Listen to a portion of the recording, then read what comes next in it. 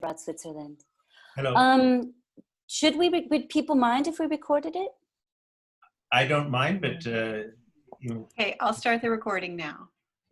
Thank you, Stacy. All right, I'll pass the floor to Jennifer. You're very welcome, Okay. Jennifer. Thanks. Thank you all for having me. So I guess I thought I would just share some of my thoughts about what again, I hesitate to call a debate that happened last night.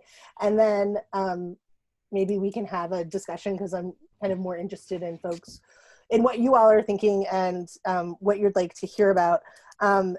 So I heard someone describe what happened last night as a hot mess inside a dumpster fire, inside a train wreck.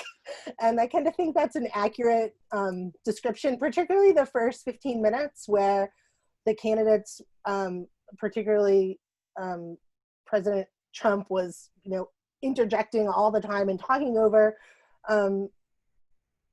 Vice President Biden. That I found that completely unsettling. And I think that a lot of commentators thought that that wasn't a debate so much as it was an exercise in bullying and an exercise in kind of another breaking of norms. One of the things that I talk to my students a lot about is the value of the law, but also how much of our government relies on people abiding by long-held norms, and he just continues to break those. And I think that that was an illustration of performance of that last night. As somebody who's interested in particular in reproductive justice in the Supreme Court, I was a little disheartened that Biden didn't make a strong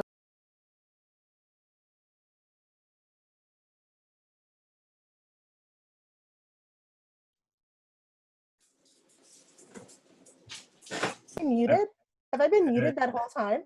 no, you just muted after you started talking about Supreme Court. Oh, okay, that's good. I'm not going to touch anything now.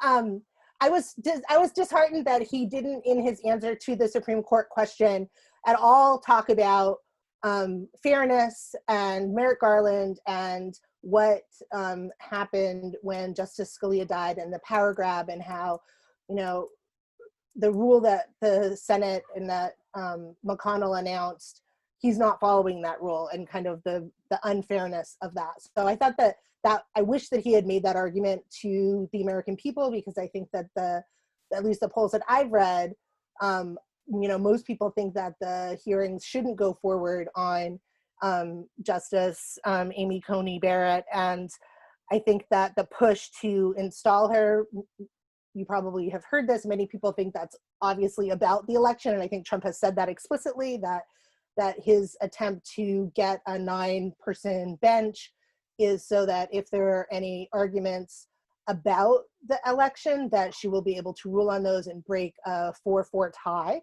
I don't know if people know that Amy Coney Barrett was part of the Bush v. Gore legal team back in 2000, or the Bush legal team. So I think that the concern is how she would vote in that particular, if a case like that came before her. So those are kind of my takeaway thoughts. I'll confess that I found I was kind of looking at my phone and posting on Facebook at the same time as I was watching the debate, because if I wasn't coming here today, I probably wouldn't have watched the whole thing, because as somebody who represented survivors of domestic violence for years, I feel like he's really a batterer. He's not just a bully, he's a batterer. And I felt like he was like battering the American people with the way that he handled himself with that. And so those are kind of my thoughts. I don't know if that's what else people are interested in hearing. And I don't think I'm any more of an expert than any of you about the debate, but I certainly have, if people want to talk specifically about the Supreme Court nomination and the question of whether or not, the other question that Biden didn't answer that he was asked about the Supreme Court was whether or not he would support expanding the court if he won the presidency. I think that's an important question and thing for us to consider as Democrats and as people who are interested in making sure that kind of all branches of government are representative of the full scope of of American citizens, because I think that right now they've kind of captured the courts, and that's concerning. Or the right has captured the courts. Thank you, Jennifer. I think that would be interesting. I know I'm speaking for myself. There's been some discussion about whether or not that's even possible. So I would be interested in knowing more about, from your legal perspective, how you understand that argument. Mm-hmm. So, just briefly, if you, sure, yeah. Sure. So when people talk about the Supreme Court, they talk about often different things, like the size of the Supreme Court and the fact that Supreme Court justices and all justices that are appointed under Article 3 of the Constitution, federal court judges, have a life term. And so the life term aspect of a judicial appointment is set by the Constitution. And so if we wanted justices to serve a set number of years, we would have to go through the constitutional amendment process, which is obviously a lot harder than just passing a piece of legislation through Congress and having the president sign it. However, the number of seats on the Supreme Court are set by federal statute. There's nothing in the Constitution that says how many Supreme Court justices have to serve in the Supreme Court. And so that's where this idea of, if the court has become unbalanced, and if in particular one, and I would argue 2 seats were filled,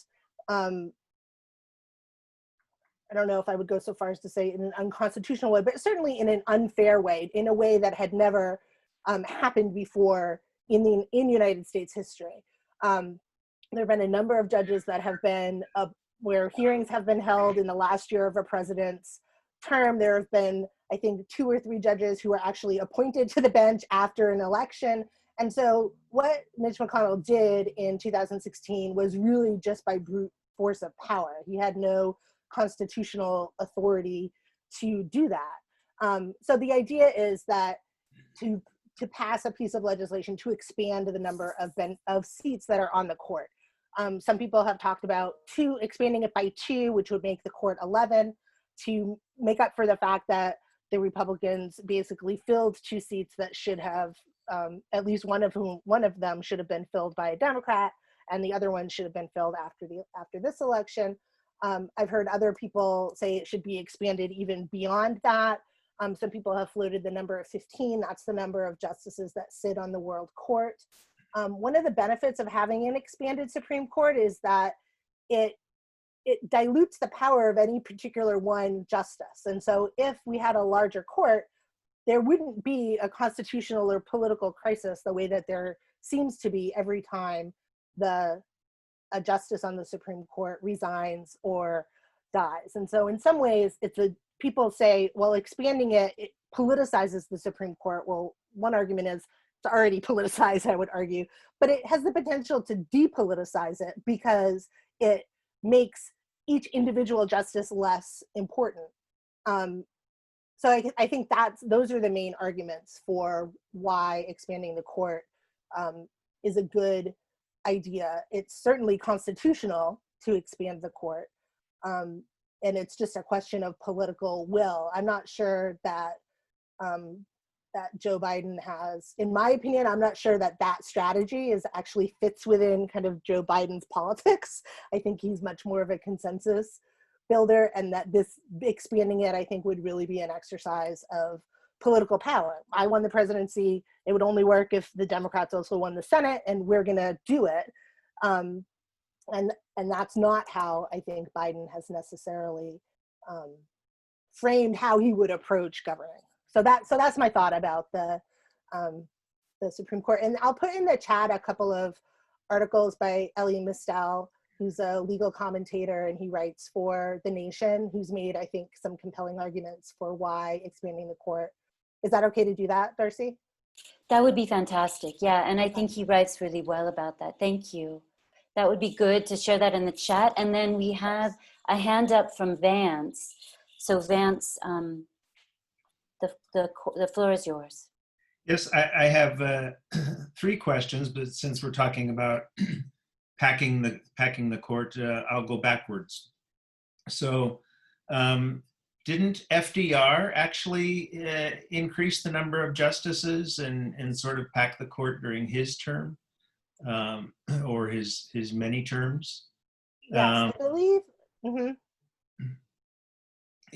And I do agree that it's a slippery slope, because once you start doing it, then the next party does it, and then the next party does it, and then the next party does it, and there's no end to it because there is no constitutional requirement. Right. But I thought that FDR also did that in the 1900s. Yes, and I'll confess I don't know the ins and outs of that, and I think that it was I'm not sure. I can't remember if it went up or if it was just something that he threatened to try to get his way with the Congress. Yeah, For I the think it's kinds of been nine. legislation that he was trying to pass. I think it's been 9 since the 1860s. Right. But he wanted to put in some term limits. Maybe he wanted to, because these people were, and what happened is somebody did die and somebody did resign, and then he was able to get everything through that he wanted. But he was going to pack it because he felt that they were going to be against his New Deal packages, and that the country would not survive without the New Deal. Right. And I think that at least Democrats on the left have been urging the Democrats in the government to make that argument, but I don't think that Biden has made that argument in a way to say to Mitch McConnell, don't follow the rule you set in 2015-16 or 2016, and otherwise you're going to face a proposal to increase the number of seats on the bench. I've been calling it increase the size of the Supreme Court rather than court packing, because court packing has such a negative connotation, I think, and I've been trying to reframe that. But I think you're absolutely right that it's an exercise of politics, but I don't think that I think the fact that Joe Biden hasn't said that is perhaps an illustration that he wouldn't do it. That's my concern, or that's what I think. I think he's unlikely to do it because that's not the kind of politics that he wants to. Yeah, well, I think with 4 weeks before the election, he doesn't want to make a commitment either one way or the other. He just wants to go through with the election. Mm-hmm. My second question is related to the number of judges' positions that were open at the end of the Obama term.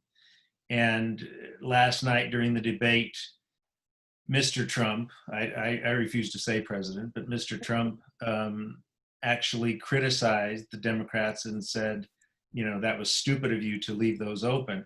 But again, that was Mitch McConnell. Exactly. He blocked it in the Senate.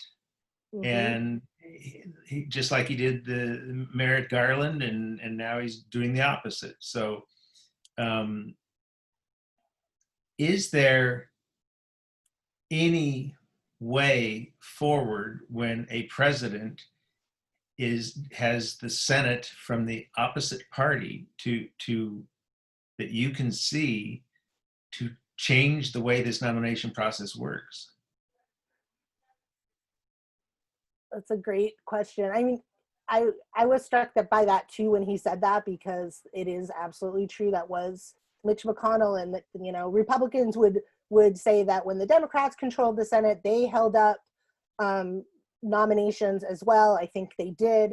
I think part of the problem is that our kind of social contract about what we think the Supreme Court is supposed to be is broken. And I always offer up to my students the nominations and votes on Ruth Bader Ginsburg and Scalia, both of whom Ruth Bader Ginsburg was approved by 96 votes. Scalia, I think, was approved by a similar number, well over 90. That wasn't because there were no opposition parties in the Senate at that time. It was because people had a different idea about what the vote was for. And I don't think that we have that anymore, and I'm not exactly sure how to fix it, other than, to get the right, I think, has been very good at educating their base about why courts matter. And it's ironic because the left actually from the 1950s forward used the courts to try to advance political goals that they couldn't achieve through the legislature. Jim Crow couldn't be struck down in legislatures, so the NAACP sued on it. Gay rights couldn't be achieved in legislatures, so modeled after the NAACP sued on it. Women's rights to abortion couldn't be secured in state legislatures, so we sued on it. And even though that's the case, I don't think that Democratic or left voters think about the courts in the same way as, you know, very right voters, Republican voters, you know, are kind of single issue on that question. Who's going to be able to appoint? They will, I think Donald Trump is an illustration of that. No explanation for an evangelical person voting for Donald Trump makes any sense to me, except when they say, I want to overturn Roe v. Wade. I want religious protection, and the courts are the key to that. And so I don't care about Donald Trump. I don't care about his sexual assault allegations. I don't care about how he acts. I don't care that I don't want my children to see him because he behaves terribly. I don't care about any of that. All I care about is the courts. So I don't know if that answers your question, but those were kind of my No, it's a great answer. Yeah, it's a great answer. The only way that I could see forward to resolve this without one party, next party versus one party versus next party is to actually introduce term limits and set some term limits. Yeah, they can be 30-year terms or something like that, but by having some term limits, it actually forces some change that is not so crisis oriented like somebody dying. Those term limits, they could say expire in January 21st also, you know, something like that. I mean, one other way, I think, one structural change I wish that the Democrats or people on the left were pushing for would also involve a constitutional amendment, and that would be just like term limits, and that would be getting rid of the Electoral College. I think that the last two Republican presidents, as we all know, were, you know, put into office even though they didn't win the popular vote. And I don't think that the Electoral College serves our country anymore. And I think that if the presidency reflected the will of the majority of the people, then there might be fewer contestations around the Supreme Court justices, because there wouldn't be such a disconnect between who was putting the judges in place and the majority opinion of Americans. Yes. And then my last question kind of goes back to the very, very beginning. When we talked about the new justice, that he wants to get the new justice so that they can break a 4-4 tie potentially. One really incredible fact that I think has not been highlighted enough is that Joe Biden was chairman of the Senate Judiciary Committee when Clarence Thomas went through his hearings. And Joe Biden said he would not ask difficult questions, and then he asked very, very difficult questions. And you would think that maybe if this goes to the Supreme Court to decide the election, that Clarence Thomas should recuse himself. I don't think he will, but because I think Clarence Thomas is probably the biggest snake on the Supreme Court. But I'm just shocked that he would not have to recuse himself. And do you know of anything that would force that? I'm not sure. So what you're saying, Clarence Thomas should have to recuse himself because the conflict of interest for Joe Biden, because you think he would rule against Joe Biden. Yeah, I mean, I guess I don't think that's the way the conflict of interest rule works on judicial recusals, because if that was the case, then Kavanaugh and Gorsuch would also have to recuse themselves because they owe their seat to President Trump, as would Amy Coney Barrett. So I think that I don't know, I don't have it in front of me, but the recusal rule is very narrow, and it has to do with whether or not the person represented on the issue in front of them and presents a conflict. So I think there's actually more of a legal argument for Amy Coney Barrett. I don't know how involved she was in Bush v. Gore, but I think her litigation, I think that decision is probably going to be very important to any case that comes before the Supreme Court. And so depending on her involvement in that case, I think there's more of an argument to argue recusal in that way. But requests for recusal come from the lawyers in the cases. And I find it very unlikely that any lawyers that would be representing Joe Biden would make that argument. Again, because it's just so counter to the kind of let's all try to get along and we're going to follow the rules and the norms and be congenial. I think that I find it unlikely that they would do that. I mean, it's an interesting thought. I just think it's unlikely that they would. Thank you both for those questions. I know Vicky has a question. I just want to make sure everyone that had their hand up gets a chance to ask the question. So Vicky, the floor is yours.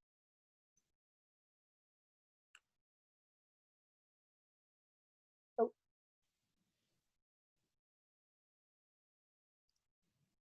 You're muted, Vicky.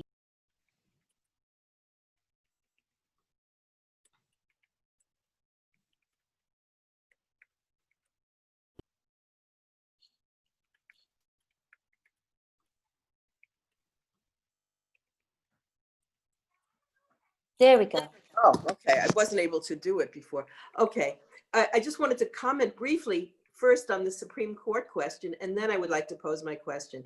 On the Supreme Court, I had this insight last week. This is not about the debate specifically, but the debate kind of confirmed my fantasy that once Judge Barrett would be approved and would be instated at the Supreme Court, that frankly, the Trump base and his enablers don't need him anymore. And I wondered if that wouldn't, he would have done his job. He would have done what they wanted from him primarily. And if anybody else had that thought or could see that thought as having a relevance, because given his performance in the debate, he's probably, I think he's going to lose some support. And it's a question of whether or not people are really going to fight for him once they have that third Supreme Court justice that he promised them. So I will come to my question, but I just wondered if there was any reaction to that thought.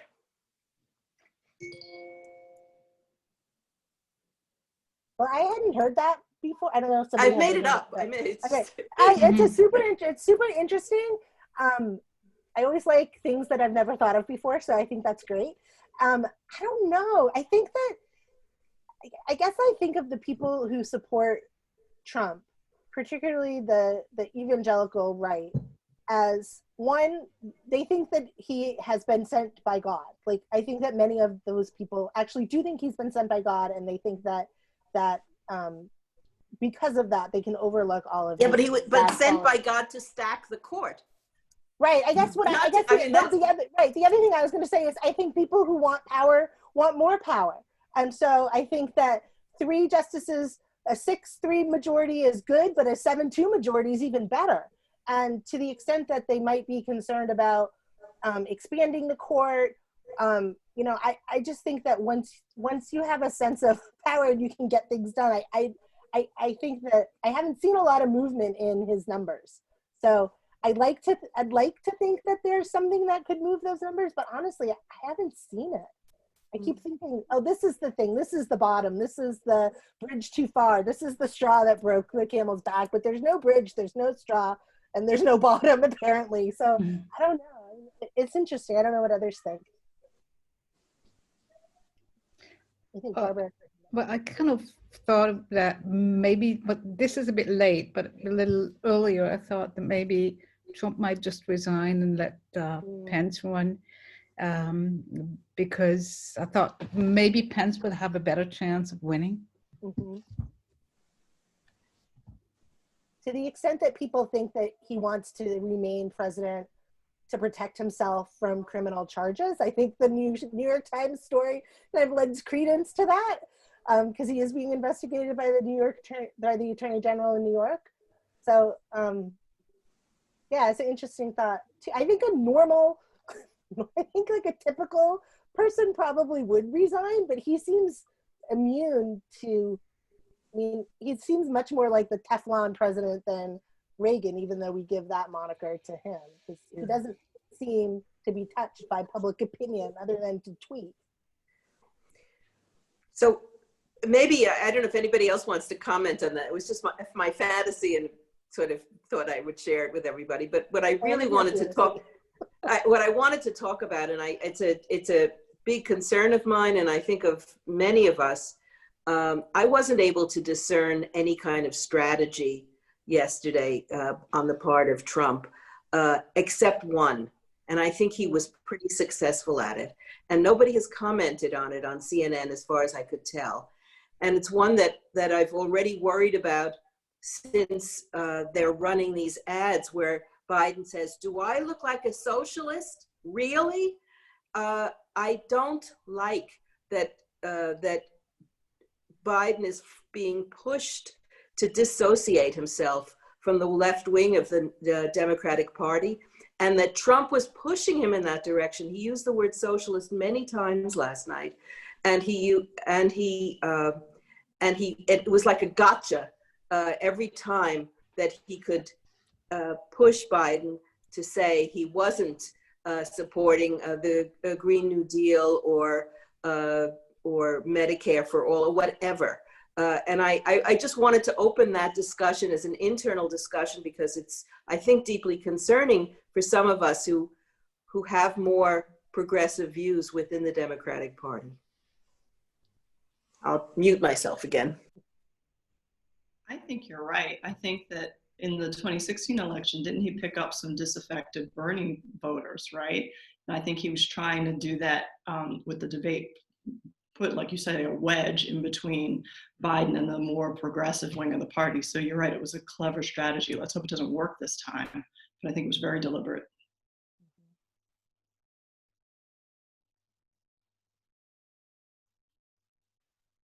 If I will post a link where Bernie Sanders responded on the on one of the late night shows yesterday, and he gave some good defenses of Biden, which he actually did not do ever for Clinton. It was very telling that he never did that for Clinton, but he did give some defenses last night. Bernie did. Yeah, I think he was on the Jimmy Kimmel show. Is that what you're referring to? Yeah, I think he spoke very well and very clearly about what's at stake, and particularly around that issue of the ways in which they're trying to build division. And I think that that's something that emerges around, all of the organizing on the ground that's been happening with the demonstrations across the United States, Black Lives Matter, the ways in which the narrative from the right has been to criminalize public participation and participation in democratic process. And yes, Trump was doing that again last night. And so I also find that very disconcerting, and we need to be careful ourselves in the ways that we're framing this and talking about it. So I agree with you, Vicky. I think one thing about Biden that I really like, and one thing that speaks to him in the future, probably listening to the progressive messages. And I think that we need to worry less about what he said last night and more. One of the responses he had that was just so human was when Donald Trump tried to say something about his son having an addiction issue, as if this were going to make his son meaningless to him. This idea that Trump has that people, love is only, it's very conditional, and you have to do X, Y, and Z in order to prove yourself to him. And Joe Biden, he's just a very human person. He has empathy, and he has so much love for his son despite the substance abuse issues in his past, and that's just very clear. And his response was very clear, and it really spoke to me when he said not only that he supported his son, but he was very proud of him and all of this. And I think that empathy and that human element that is lacking in Donald Trump that Joe Biden has, I think this gives me a lot of hope about how Joe Biden is going to govern when he is hopefully president soon. And I think that that's going to lend itself to supporting progressive issues, because you can't have empathy for people and not support progressive causes. That's my 2 cents on the whole.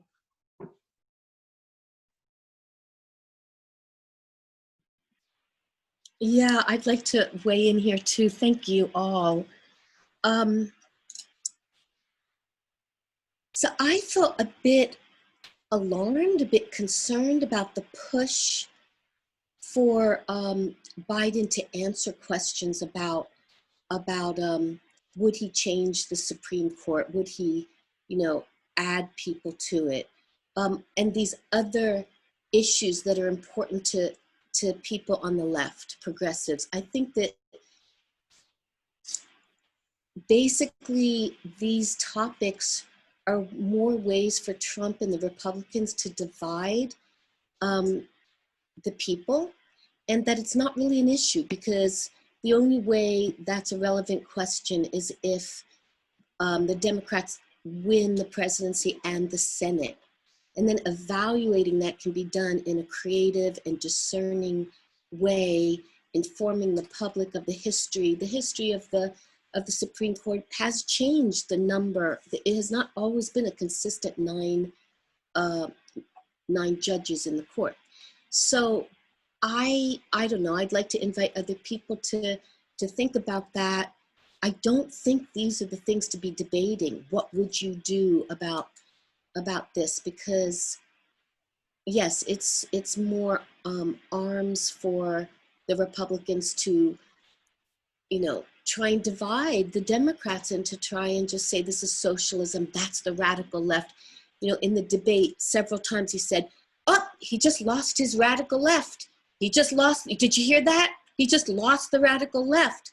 And I think that the people who have already sided with Biden are far beyond wondering if they're going to leave and start to support Trump. So I think we need to be careful, even if they're really important issues to us.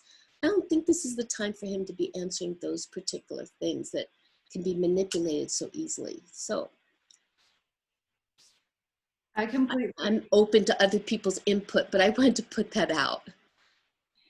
I think the conservative wing in the United States has done a really good job controlling the narrative and using this divide and conquer strategy, which has been really successful because they've created an enemy with the evil socialist or evil communist kind of stereotype. And then that's the narrative that they've pushed. And then it's been able to create an easy enemy or scapegoat.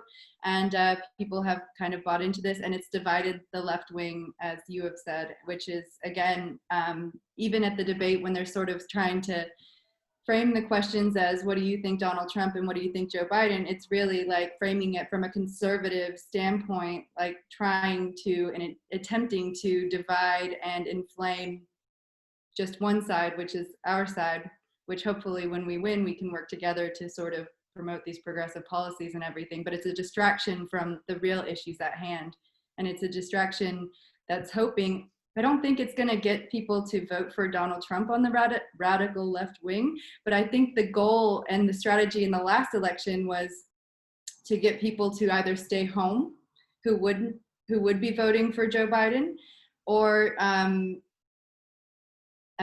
think that was a lot of the issue, is that they really wanted people to stay home because they wanted to create a boogeyman on the left wing. And so maybe I just couldn't agree with you more with that.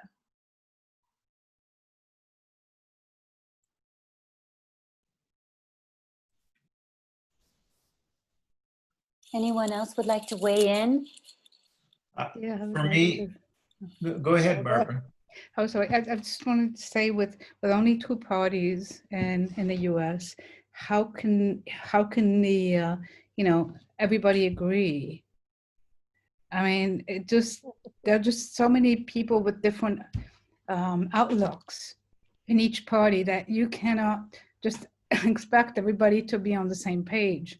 So, of course, there's a left wing, and there's it's not all that left, but it's further left than a lot of people say they're comfortable with. Although I kind of think that, having lived in Switzerland for many years, I mean, they don't really know what they're talking about when they're talking about socialism.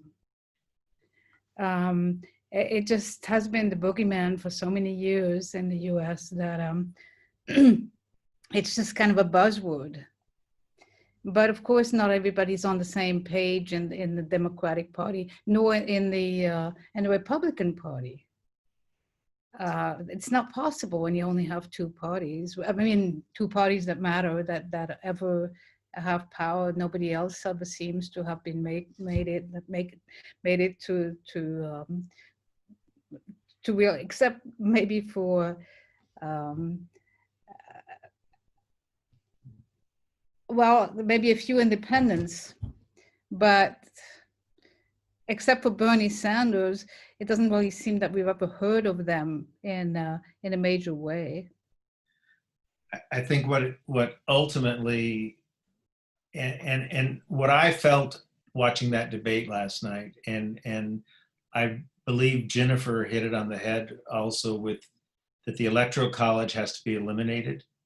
We can't continue with an Electoral College where senators have an overwhelming power for the small states and way disproportionate between a small state and a state like California, and expect to heal the nation.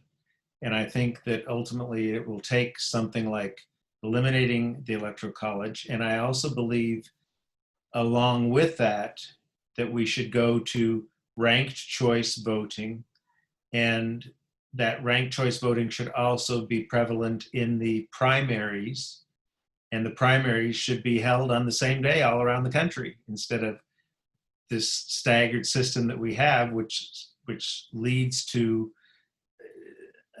a division so far in advance of a candidate even being selected that everybody's turned off with this two-party Electoral College system.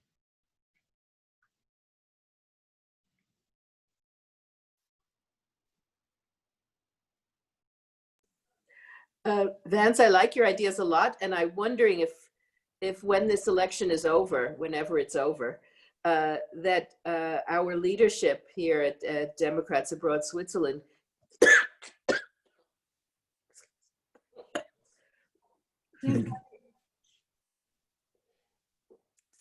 can bring these ideas to the Democrat platform, that they become a priority for the next 2 years, not 4 years. I actually wrote on my personal Facebook account last night to some friends that November 4th, I want to start working on making those changes, because I think last night said this system is so broken, it can't be repaired under the current rules and regulations. And I said, November 4th, I'm starting with a different campaign.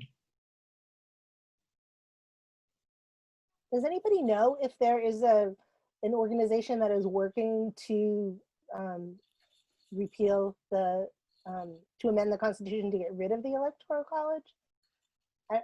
I'm not even sure that's on the radar screen, which I think is also indicative of, I always think that the right and the policies that are getting implemented now really started in think tanks that rose up in the 1970s. It took them like 50 years to get their ideas into the courts and into popular consciousness. And I think we kind of need a 50-year plan. Maybe it'll take 30, maybe it'll take 20 to get rid of the Electoral College. And I'm not sure anybody is thinking about that. So I'm glad you are, Vance. Yeah, I mean, you're right. It says the closest the United States has come to abolishing the Electoral College occurred during the 91st Congress, 1969 to 1971. I mean, there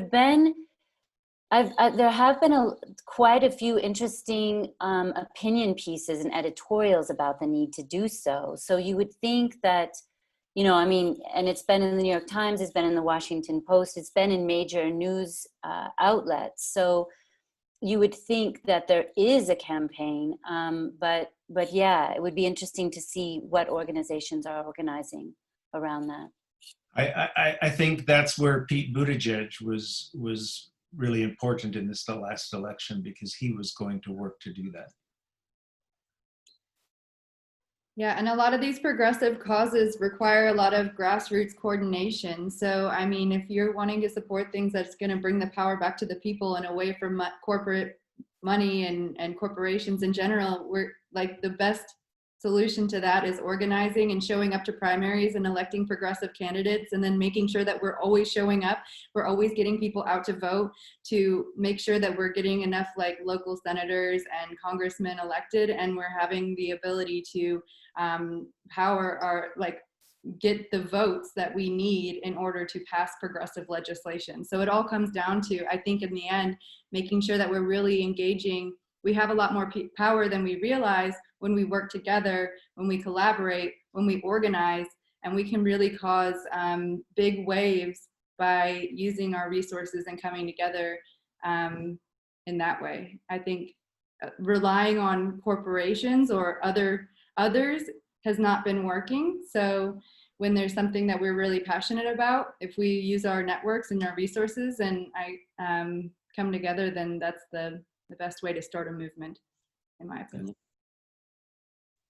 Well, I think maybe, yeah, I mean, that's exactly it. And I think that there's so much, here at Democrats Abroad Zurich, and we've really been building the chapter and working with Action Together Zurich, and working with other organizers and people on the ground who are working toward change. And maybe now is a good time to thank Jennifer for her time, because she is one of those people who, as a professor in her courses and also as her work as an organizer and activist, she's definitely an inspiration to me. So I want to thank you, Jennifer, for being here.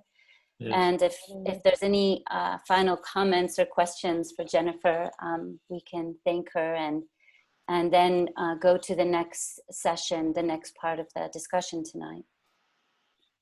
I think Barbara has her hand up. Barbara? Okay, so I just wanted to ask you, don't you think it's kind of been my observation, I think, but I don't know if others corroborate it, that the right seems always better organized than the left. I mean, I live in Switzerland. I've lived here for many years. I observe things in both countries. I was not all that involved in American politics until I woke up with a massive headache 4 years ago. And ever since, I've been very interested in what's going on. I was not so much under Obama, I must admit. But it kind of seems like the right has, in America, they have this heritage society that has been pushing for years and years. I just think that somehow,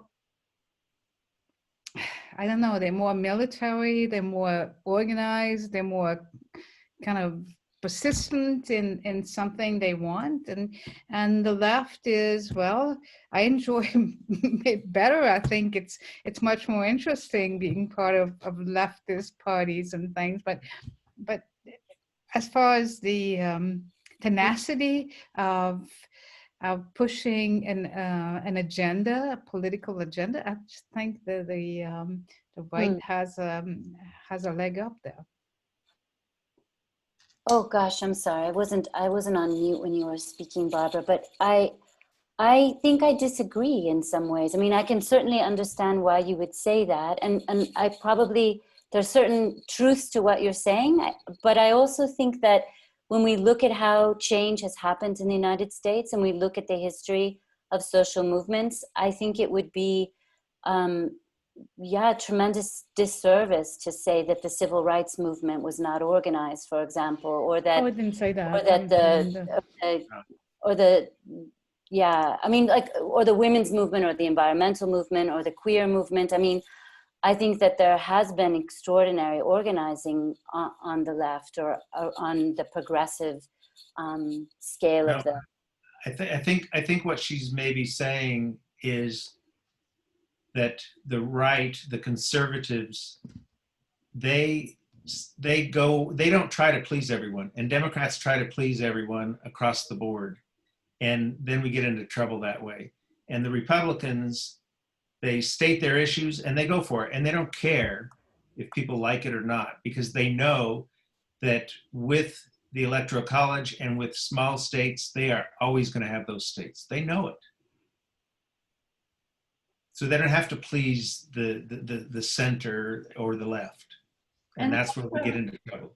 And they also have a massive propaganda wing that will parrot their talking points and tell people what they want to hear rather than actually giving them real factual news. So that's also an issue, like that's also, I think, a huge contributor to why they're able to organize and be on the same page, because they just listen to the talking points given to them, handed to them by Fox News, essentially. Yeah. What's your sense, Jennifer? What would be your comment around this? I have a lot of thoughts that are not very organized. So I think I agree with both what Barbara and Darcy said. I'm not necessarily sure they are in conflict with each other, because I think when I look at the right, the way that I see the right as different is, I think Barbara's absolutely right. There are right think tanks like the Heritage Foundation, funded by the Koch brothers. And I'm just going to drop a link to a book that I think is really good. I don't know if people have read it, Democracy in Chains by historian Nancy McLean, which talks about one look at how the right rose. And so I think that there's, and as somebody who worked in, at Legal Aid and at left legal programs, there's just a lot more money and a lot more funding on the right to support people doing that work going forward than there is on the left. I think that's true. Even with George Soros, and I benefited from his money. He funded my first fellowship. And at the same time, I just think the Federalist Society has so much money, and they run, trainings for federal judges. If you were going to pick an equivalent organization, you would pick the National Lawyers Guild. The National Lawyers Guild isn't running trainings for federal judges. They're representing protesters who get arrested.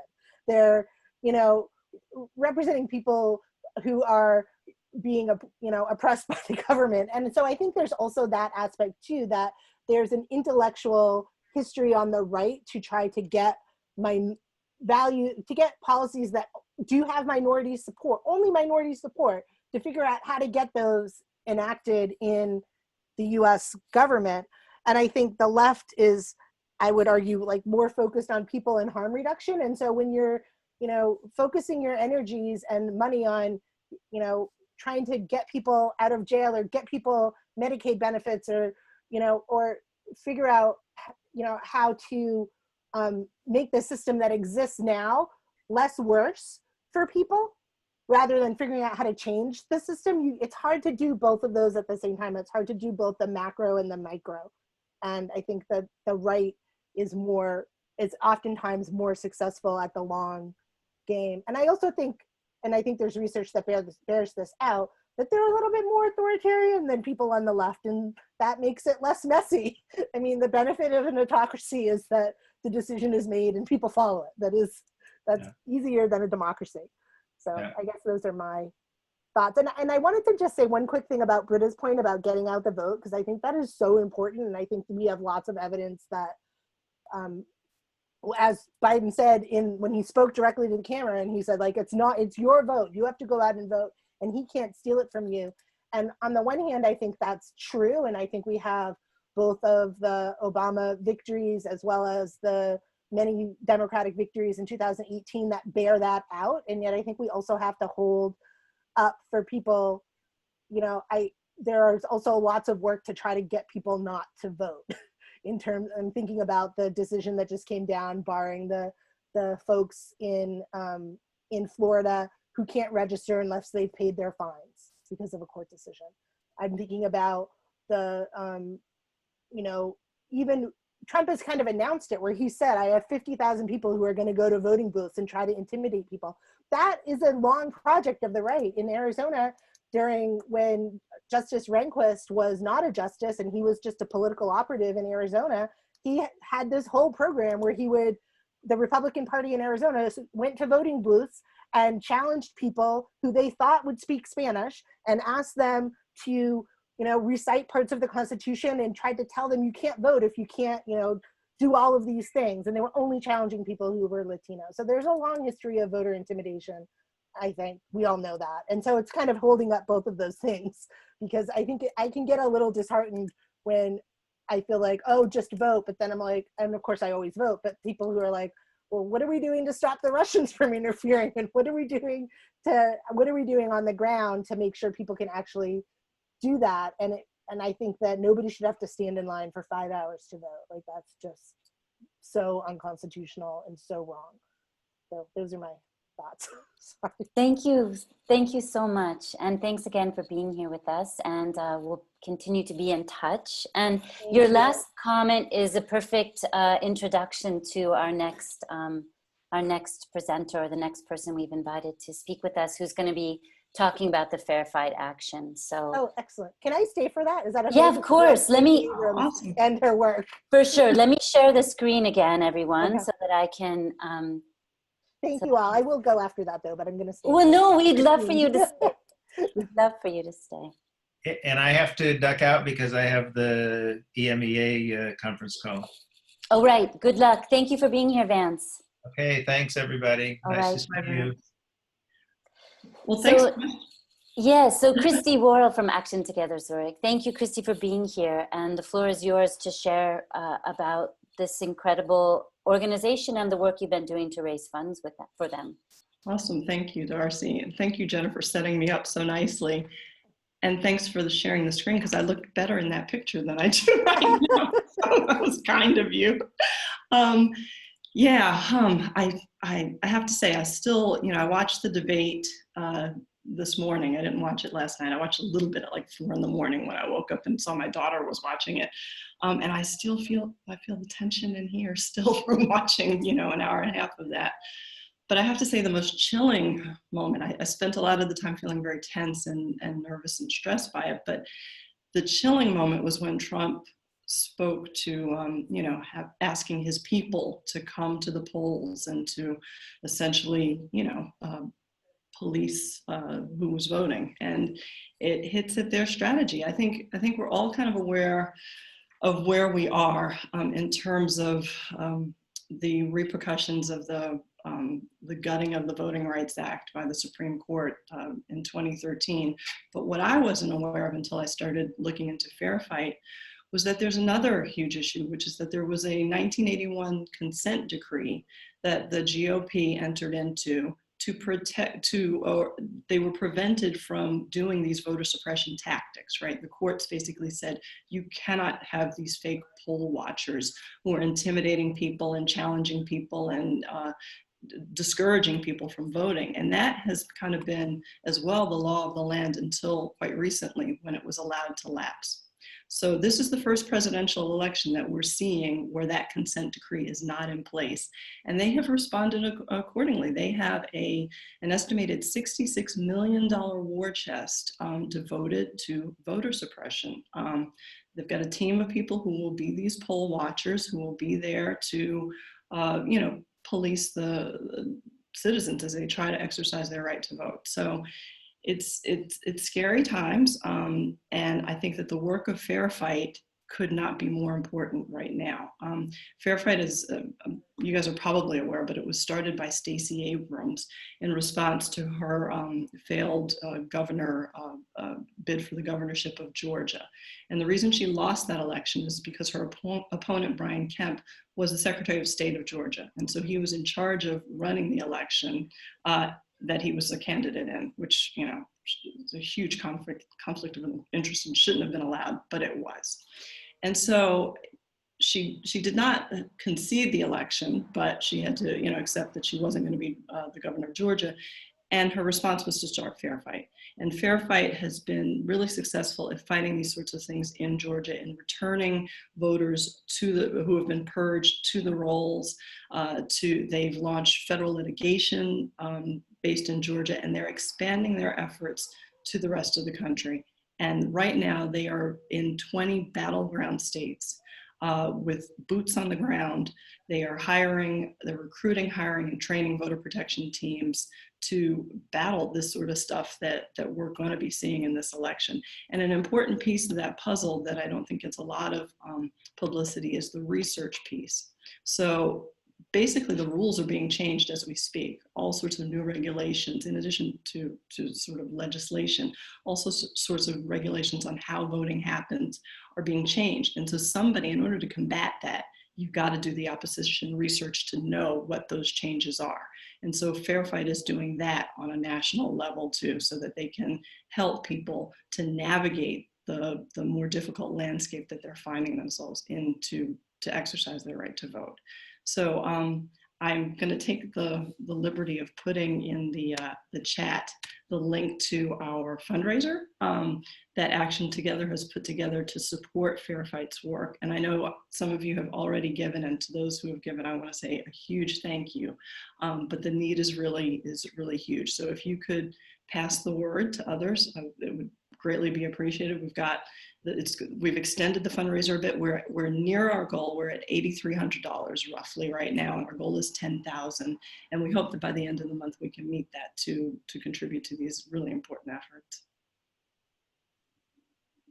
Thank you. Yeah, it's exciting to see that you've been able to raise so much money. And if people can't give, you can share the information with others and spread the word and do what you can to raise awareness about this campaign and the work that's being done on the ground to support and defend the right to vote, because yeah, it is bone chilling, and it's inspiring as well to see so many talented people who are working so hard to protect our democratic rights. So thank you, Christie. Sure, you're welcome. And if anybody's interested in learning more about this, we just had an event, but 3 kind of homework assignments that we gave prior to our event discussing these issues were to watch 2 films. There's a short film called Suppressed: The Fight to Vote, and that's available on YouTube. Amazon Studios has also put out a film on Stacey Abrams called All In: The Fight for Democracy, and I'll put these in the chat when I'm done. And then there's also Stacey Abrams' memoir, Our Time Is Now. And those are 3 really great sources of information on this issue. Where can you watch the All In movie? If you have Amazon Prime, it's available on Prime Video. And it's also available in select theaters in the States, though. I don't know that it's available here in Europe. I have Prime in France, but I don't know. Oh, so maybe because they don't I have the watched it same on Prime things. here. Yeah. I watched it on Prime in Switzerland. Yeah. You have Prime in Switzerland? I have on my US account, and I can access it from here. Okay. Excellent, thank you. Sure. Wonderful. So we have about 25 minutes left, and we wanted to discuss some of our Get Out the Vote efforts that we're doing. So I'm going to, oh wait, let me see. Britta has a message. Thank you so much, Christie. Great. Oh, thank you. Thank you again. And you're welcome to stay as well if you would like. I know, like, we've been working a lot with Action Together Zurich as well, and in terms of, like, for example, this wonderful Pass the Vote video initiative.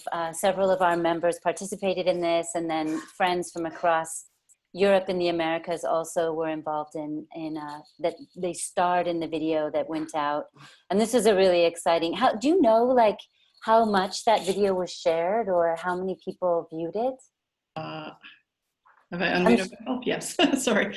I'm sure you have that. I'm sure Action Together has that information somewhere, but they do, and it's on our Facebook page. But it's had over. Well, it was a video series, I should say. So there were 3 or 4 videos, but the one that was most popular got over 10,000. wow. Yeah, we got over 10,000 shares. So that's pretty amazing. And the one that struck the chord, we thought that the flagship video was going to be the major one. There was the last video in the series was on women, and it was women getting the vote out. And that really struck a chord with people. That one kind of went viral-ish. So very proud of that. But it's if you go to our public page on Facebook, we have all the stats. You can see my face in that one. Yes, that's right. You were in that one. My daughter was in the first one in Rome. So I was behind the camera. I was not in front of it, where I prefer to be. That's part of it too, of just seeing people that you know, and it's yeah, those videos cheered me up to some extent. They're very sweet. They're fun. They are fun. All right, great. So I will share the screen again. Thank and you. Bye-bye. Thank you. Bye. Take care. Thank you, Jennifer. All right. Great. So a number of people are on the call tonight who have been involved in getting out the vote in our efforts, in-person and online efforts to get out the vote. And oh yeah, Brita has some positive voting news. As of September 27th, over 866,000. Yeah, so this is a really important statistic. And I said to Brita, you know, maybe we should share this with everyone. And Brita said, well, I think we should just share it with people who've been really actively involved in getting out the vote, because we don't want to create a false sense of security. But because we really want to maintain this sense of urgency, because it is very urgent and it continues to be so. But this exciting news that can kind of serve to be an inspiration is that as of September 27th, over 866,000 people had already voted, compared to 9,500 at the same time in 2016. And that's in the chat. If you, oh, I don't know, can you see the chat if I pull it up as well? Like, can you see this right here? No, yes, okay. So, oh no, you can't. All right. So anyway, that information is in the chat. So I was talking with Liz Voss from National, and she said that some of the things that are really important to remember around passing the vote and helping others to make sure that everything is in line for receiving their vote and also getting their vote back in, is to tell people to not read it again, but read it again. Sorry for the typo. So if there's something that they haven't, you know, they write to you, they say, haven't received my ballot, I requested the ballot, hasn't arrived, what do I do? Ask people to read the information about their ballot and also sending it back closely, just to slow down, to read it again, and that's a really good first step for people. Another one is to check the frequently asked questions that are available on votefromabroad.org. And let me see. There. Yeah, votefromabroad.org is a really excellent resource that we can all go to and share with our friends and our colleagues and people we don't know as well, to help them figure out what they can do if they have questions about voting. And then if it's definitely sure that people need help, they have concrete questions, or there's something that they're not able to solve, go and check out their local election official. That's the website for that. There's also the Vote Help Desk from Vote From Abroad. And then there's actually Democrats Abroad, the voter assistance. And Stacy and Brita, do you have, and Aubrey as well, like people who've been working a lot with others, particularly around voter questions, would you add anything to this based on your experience these last couple of weeks?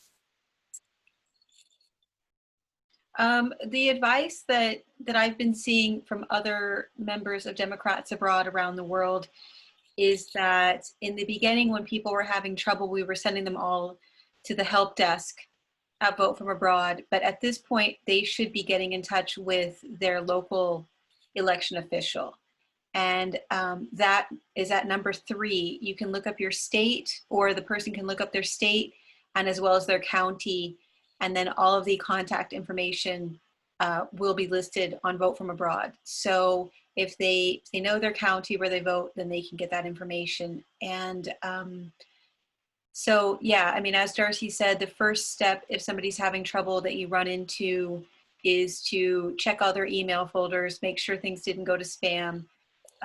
If they still haven't received anything, then to definitely get in touch with their county official. And if they're still having trouble there, then to come back to us either at Democrats Abroad or Vote from Abroad, and we will investigate. But those are the steps if somebody is having a problem. Yeah. Yeah, and speaking from experience myself, you might have to follow up with your local board of elections many times before they get back to you, but do not be afraid to be persistent. And Aubrey, do you have any notes or tips or questions or anything to add from the work that you've been doing with the voter outreach team and in particular with the youth outreach? Yeah, not really. It's been a while now, a few weeks since I last did an event, and that was kind of just right at the end of where we were still kind of trying to get people registered and requesting their ballots, as opposed to hopefully, people already have their ballots and are in the process of sending them back. In fact, hopefully by now, most people are done with that part of it as well. So I haven't really been fielding questions or participated in anything kind of since that stage. I did have a friend who I was able to help get registered, who recently moved to England about a month or two ago. So that was a really cool experience. I've been like in personal correspondence with her, and she thought at first that had been some sort of mistake and she wasn't going to get her ballot, but it turned out well. She's fortunately registered in a state where she can get it by email, so she got it really quickly. She did get it, I think they sent the email like a couple days late, which is why she was concerned for a minute, as opposed to when they were supposed to, but she did get it, and of course, since it was email, she was able to return it very quickly. So I was very happy about that. It was a cool experience for me, and she knew already that I was involved in all this stuff, so she had a personal contact she could reach out to that helped a lot. So I don't know, I guess maybe check in on your friends abroad, even people outside of Switzerland or something, and see how they're doing in the process, and if they can be helped in any way. But that's and I know that everyone here on this call, we've all voted and we have sent in our ballots, but I'm thinking about the fact that all of us are like multipliers.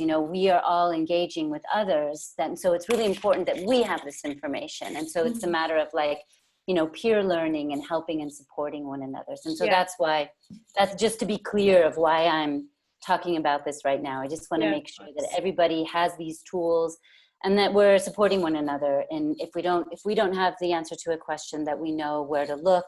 And of course, always we can count on one another to provide that information as well. And Deborah has it. So thank you, Aubrey. And Deborah has a question, I think, or a comment. Yes, Devora, it's fine. So I just want to share this because if you are, it sounds like engaged with helping people, it's good to know. But I'm from a really small area, so I may be really lucky. But when I went to register and to request my ballot, the form on the internet wanted my driver's license, but my U.S. driver's license is somewhere. I don't know where. I can't put my hands on it right now. And I was really scared this could be a block to me being able to participate. And I called my local election office, and they were able to just find me online, because I've voted before from abroad, and so it was much better than emailing. I had a real person. And she did want my last four of my social security, verify my birth date, and then she sent me the attachments to an email of what I needed to fill out to then request my ballot. And it was so simple. And I tell you, if I hadn't talked to her personally, just looking at that screen and there's no other option than filling in the spaces that it wanted from me and I couldn't provide, was like, you know, it would be real easy not to go any further. And, you know, there I am, like looking for my US driver's license, but it's like, there's no way. We've moved in between, we have things in boxes. So I just wanted to put that out as another option. I mean, and maybe if you're from New York City, that's impossible to pick up the phone. But for me, it was like, no big deal. And really refreshing and easy and human. Yeah. That's excellent. Yeah, and that is definitely one of the things that that is an option for people to call directly to their registrar or their electoral office. And it's really incredible to see the gamut of experiences, you know, depending on what county a person is registered to vote in. And I know that during the global presidential primary, it was really, it was bittersweet to see that, like, here in Switzerland, we had 3 areas where people could go and vote, you know, in Geneva and Basel and Zurich. And people came in and voted and had no problem. And I was hearing from friends in the States of like, yeah, that's definitely not happening here. And so in some ways, being a voter abroad or an overseas voter is easier than for people whose votes are being suppressed in the States. And that's why I think I'm so excited about Verified Action and the work that is being done on the ground. I follow, I'm registered to vote in Arizona, and so I spend a lot of time following what's happening there. And there's a lot of really excellent work that's being done to get out the native vote and to really make sure that immigrant votes are, well, recent immigrant votes and Latino and Mexican American votes are also protected and not suppressed. So yeah, it can be really overwhelming when you think about how it's true. Like, yes, you've got a screen and it can be a detriment to you, or not a detriment, but it can discourage you from voting. But at the same time, I think in other places, people are facing even bigger challenges to vote. And I think that, yeah, it's just a huge learning curve when you begin to see the importance of being able to support the right to vote on so many different levels. And as we know, a lot of US citizens who live abroad don't vote. And so it's exciting that we've been sharing that information and encouraging people to vote. And Christie, you have... Yeah, just to touch on that, this isn't really a question about mechanics, but more in how do you convince people to vote when they haven't in a while. And in particular, I hear a lot from people that they're worried about tax implications. And I was just wondering if Democrats abroad had any, I don't know, sort of canned, you know, language or flyers or information that could be given to them. I know it's not entirely straightforward, that perhaps there might be some state, depending on what state you're from, there might be some ramifications, but on a federal level, there is not, right? And so I'm just wondering how we can convey that to people. Christy, I have something I can send to you. I may have to scan it, but yeah, we do, and I can probably find a file to send to you as well, but we do have some canned responses to that. And in a nutshell, it basically boils down to some states, if you choose to put your status as intend to return, can hold you liable for state taxes. But we always encourage people to put my return is uncertain when they register to vote. And the IRS does not receive voter information. So that would only be a state issue. And if you're only going to vote in a federal election, you're not liable for any taxation in that manner. So we always encourage people to write my return is uncertain. And to, if they are live in a state, some states like New Jersey or California are more apt to hold people responsible for state taxes than to vote only in the federal elections, or to clarify with their voting precinct more information on that, or to consult a tax attorney if they're extremely nervous about it. But do you have a list of those states? I mean, I know we shouldn't be giving people tax advice, but do you have a list of the states where it's more of an issue, or just across the board, it's easy to advise people to just say return uncertain? Yeah, I think that there are a few states that are sort of more apt to hold people responsible for state taxes, but I can find out which.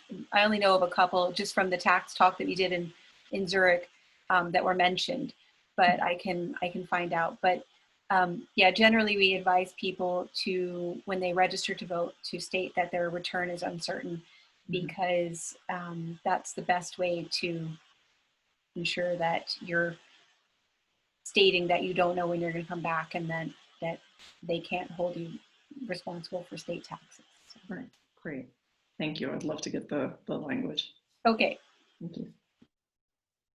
Yeah, because that's such an important part of dispelling. It's important to dispel some of the myths about voting from abroad. I wanted to ask you a question. Well, I voted in Florida. I've never had any trouble. Actually, I even called them not too long ago, and I've left about 30 years ago because we realized my son and I we didn't have the same ballot, which I thought was really weird. And they explained to me that I was sort of where my address in Florida, and I haven't lived there for a long time, is at their office. Whereas my son, I guess, who registered later when he got to be 18, he's registered at our last address, where of course we don't live anymore. Haven't since the beginning of the 1990s. So it's been a while. But they answered the question because I thought it was really weird that we didn't have the same ballot. I mean, most of it was the same, but there were some different districts. We were in a different district. But my question was not really that. I really started being more involved in, let's say, voting in America 4 years ago, because I thought it was more important than before. And last time I realized there was this Republican guy in Switzerland. He lives in Geneva. I don't remember his name. He seems to be all over TV and things. And I think recently I've seen him again, and I was wondering, is there anybody from the Democratic Party who represents a different point of view here? You mean, do we have a media representative? Yeah. We do, and she's like on this this guy was call. all over, television. Swiss television. We have a wonderful media representative, Miriam Victoria Spiegel, and she is on this call. Would you like to introduce yourself, Vicki? Myself, yeah. Okay, hi. Is his name Foley? Edward Foley or something like that? I know he's a car importer. He's kind of a heavy guy. Anyway, I've been invited, just so you know, Barbara, I've been invited I'm visual. to be on there's a local station called the Ringier Press has sponsored on, it's an internet TV station called Blick TV. And Mr. Foley and I will be on election night, will be the tandem speakers invited to sit through the election night process, assuming that it's going to be a one-nighter. I don't know. I'm not planning to camp out there for longer than that. But I was interviewed twice this morning by that station and by a radio station. And I've been asked to be the spokesperson for Democrats abroad who speak Swiss German and speaks German. So at least for that part of our constituency, I am doing, and I've done a number of interviews already, and I wrote a letter to the editor yesterday or 2 days ago to the Tagesanzeiger because there was something criticizing Democrats that I felt needed addressing. So we have a media team, and Darcy should maybe say something more about that, because we are trying to be proactive with media. So Mr. Foley may seem to be the only one on the Republican side, but there's a team of us. Yeah. There's a team of us for Democrats Okay. abroad. But he speaks French, not very well, but he does. Okay, my Swiss German is pretty Yeah. good, but I don't know if he speaks German as well. But in any case, I think if he's the person, then he and I will be meeting on November 3rd and 4th. Thank you, Vicky. And yes, if you'd like to be involved in the media team, you're very welcome to do so and to join us. We have our next media team meeting tomorrow at 7. So I think you can get the link to that. We can send you the link to that meeting if you would like. Thank you. Just let me know. And we have just a few more minutes. So I wanted to end by, well, first of all, just to thank you all for coming. What we've been experimenting, you know, in past years, we would actually gather together and we would watch like the retaping, not the taping, but we'd watch the, yeah, exactly, of the debates together. And this year we decided to do it a bit differently, obviously. And what we were thinking could be more fun or equally, I think when I say more fun, like, well, I'm looking forward to the vice presidential debates a little bit more, actually. Because I think Senator Harris is so dynamic and she's such a great speaker. And I think that one of our ideas was that we could potentially have something that would be like a debate watch party or a debate after discussion party the day after as well. And so this is something we're thinking about. Let us know if you would be interested in that. We are scheduled to have 2 more debate downloads. So we will continue to invite particular speakers to come and sort of kick off the discussion. And we'll think about different ways of holding the discussions too. Like it might be fun if we went into breakout rooms or we focused on very specific topics or very specific questions. So there's different ways of framing the debate, and we want to do it a little bit differently each time, just so we can experiment different ways of talking with one another. Because yeah, speaking into the screen of a computer can be a bit awkward. So we'll think about different ways to dialogue with one another. And once again, you know, we're really trying to create community and to support one another and to encourage each other to to do all that we can to really shift to really get Trump out of office and to get Biden into office and to vote blue and to make some important change in November. And even after November, we know that the work will continue because there's so much to be done to create a more progressive world that we, you know, one thing that I was really concerned about, that there was no discussion of climate change. And I know for a lot of us, we're really deeply concerned about climate action. So there's a lot of good work to be done and good trouble to be made. So thanks for everyone to be with us, to come together tonight. And I put, you know how to reach us. I put our email address in the very beginning, but just once again, I'll put it here in case you need anything, if we forgot any information that you would like. And thanks everyone. Have a wonderful evening, and I look forward to seeing you again.